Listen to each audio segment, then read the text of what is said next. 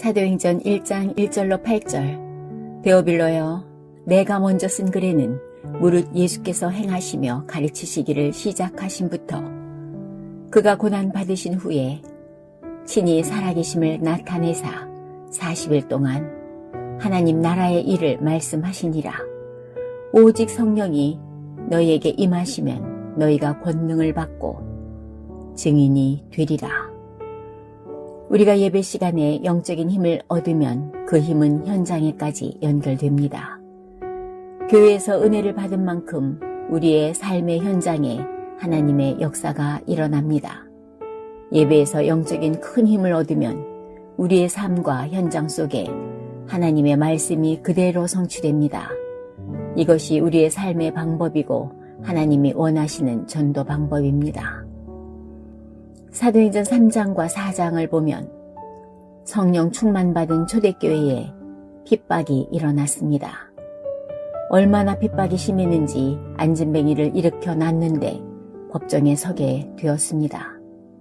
사도행전 7장 54절로 60절은 스데반이 복음을 전한다는 이유로 사형을 당했습니다. 사도행전 8장 1절로 3절에는 예수 믿는 사람을 잡으러 다니는 팀이 구성되었습니다. 심지어 사도행전 12장 1절로 25절에는 예수 믿는 사람, 사도들을 모두 잡아갔습니다.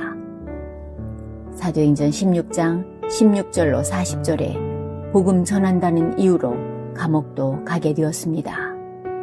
17장 4절로 5절, 시장에 깡패들이 동원되어서 복음을 막았습니다. 이렇게 문제가 많았으나 복음은 계속 증거되었고 하나님은 계속 역사를 하였습니다. 오히려 핍박 때문에 사도행전 11장 19절 안디옥 교회가 탄생되었습니다. 초대교회는 오히려 여러 가지 핍박 때문에 복음 전하는 사람들이 모여서 복음 운동을 하였고 큰 증거가 일어났습니다. 하나님이 주신 삶의 방법과 전도 방법은 같은 것입니다.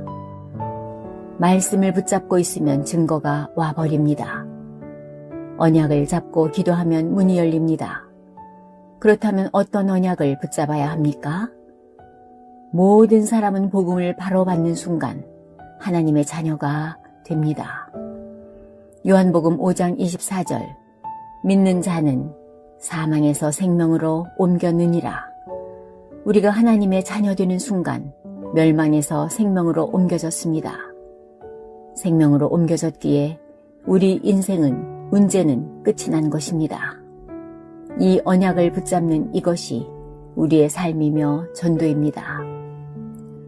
베드로전서 2장 9절, 그러나 너희는 택하신 족속이여 왕같은 제사장들이여 거룩한 나라여 그의 소유가 된 백성이니 이는 너희를 어두운 데서 불러내어 그의 기이한 빛에 들어가게 하시니에 아름다운 덕을 선포하게 하려 하심이라.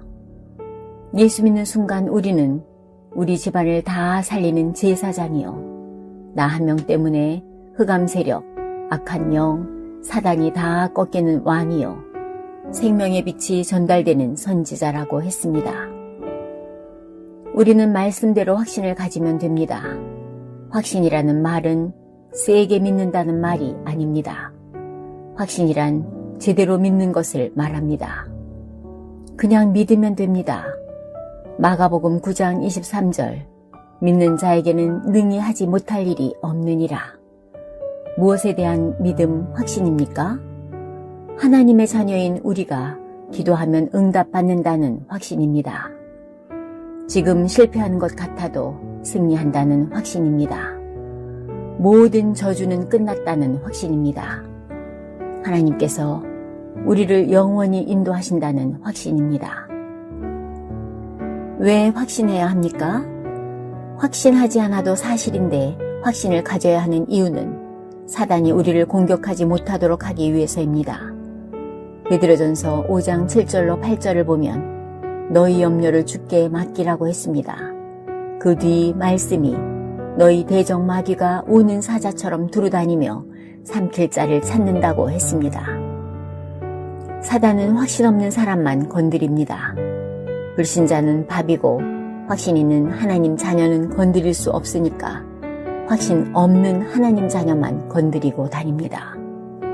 말씀이 우리의 영혼 속에 들어가면 그때부터 놀라운 일이 일어납니다. 주 하나님, 정말 감사드립니다. 예배 시간에 하나님의 말씀이 들려지고 마음에 말씀이 새겨지게 하옵소서.